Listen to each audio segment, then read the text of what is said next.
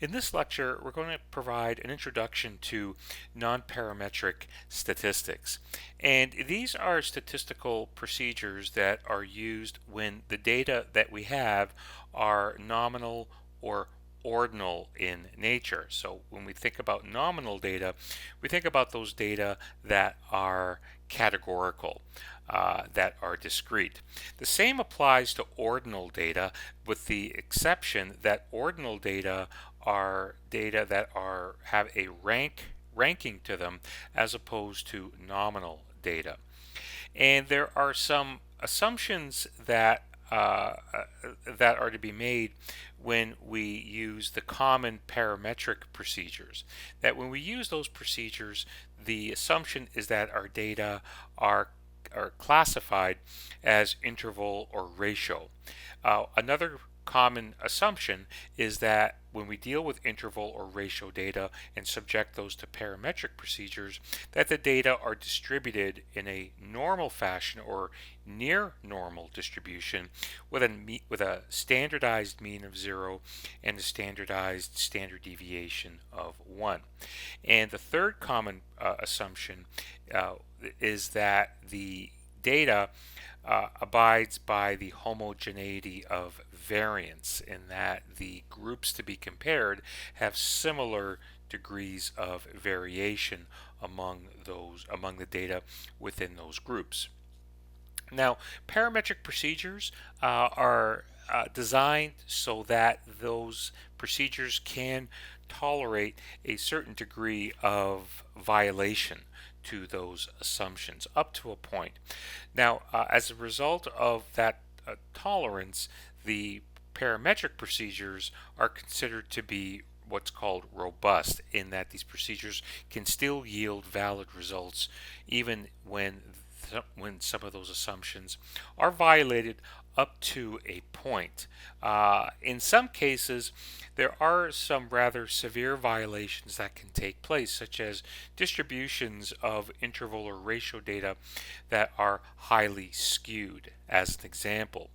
And in such situations, the concern is that the probability of committing a type 1 error actually increases when we have those severe violations to the assumptions. Now, what if the data are interval in ratio and are highly skewed? One of the concerns here with highly skewed data is that some unusual data point, or maybe a few of those unusual data points, have the ability of pulling the group mean in one direction towards those extreme values, and the mean no longer provides as accurate a representation of the group. One approach to deal with this, and we'll examine some of these examples in this unit, is to convert those raw data, those interval or ordinal or interval or ratio data, to ranks. And the advantage here in ranking the data is that it eliminates large differences between the individual scores. So if we have an unusual data point, whether it's a leverage point or whether it's an outlier, if one or maybe even a handful of data sit far away from the main cluster, that big difference is eliminated when we convert those data to ranks. In doing so, it maintains what's called a nominal type 1 error rate, and that's the overall error rate that is usually set at 0.05. The first procedure that we'll address, and we'll get into this in more detail in part 2, is the chi-square approach to examining data that are collected either as nominal or ordinal, or data that have been converted to ranks. And our examples will deal with data that are collected as nominal or ordinal in nature. The chi-square procedure is an inferential procedure, and it's used with nominal data. The general procedure here, when thinking about using the chi-square statistical approach is one where research participants are categorized. And as an example here, suppose we have an interest in examining the distribution of age of Ontario University students. So what we might do is create a series of different age categories, these very small intervals here over the course of 4 years, and we carry that out to greater than 46 years of age. And what we do here in this statistical approach, as a researcher, I would create these categories, and then I would start to count how many students are that fall within these different categories. And what that would allow me to do is to examine the age distribution among university students in Ontario, rather than focusing on the average age of Ontario students. We could do that as well, but the average will present a rather limited picture as to the age characteristic of Ontario University students, and taking a categorical approach, as we might do here, will provide much more detailed information about our primary question, which is the age of Ontario University students.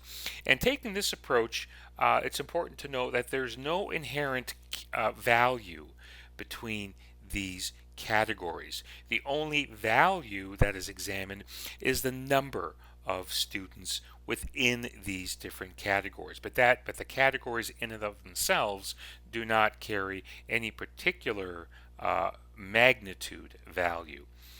The chi-squared procedure can be performed in what's called a one-way chi-square, and in this case there's only one independent variable or factor, and for now I'm using these two terms interchangeably. Some research studies have two independent variables that can be examined simultaneously, or two factors, and that would subject us to the two-way chi-square approach. The first procedure, which I will just introduce here in slide number 5, and that we'll take up here in part 2, is the one-way or one-factor chi-square. Now, there are some assumptions when using this particular statistical approach. That there are at least two categories. Now, you may have more categories than two, but you have to have at least two categories. The categories are mutually exclusive in that a person is not categorized in more than one category. So that's what is considered to be mutually exclusive. The categories are considered to be independent of each other, in that the value in one category is not predicated on the value of another category. And just like the example on slide number 4 with the age of Ontario University students, we would be interested in knowing if the number of students in those different age categories are statistically different from each other.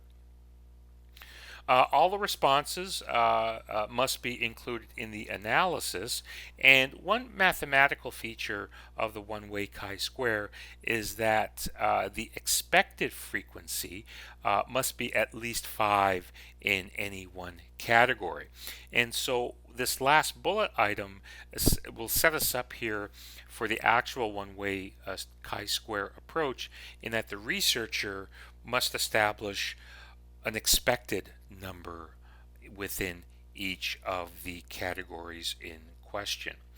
So that will end our first part of our unit on non-parametric statistics.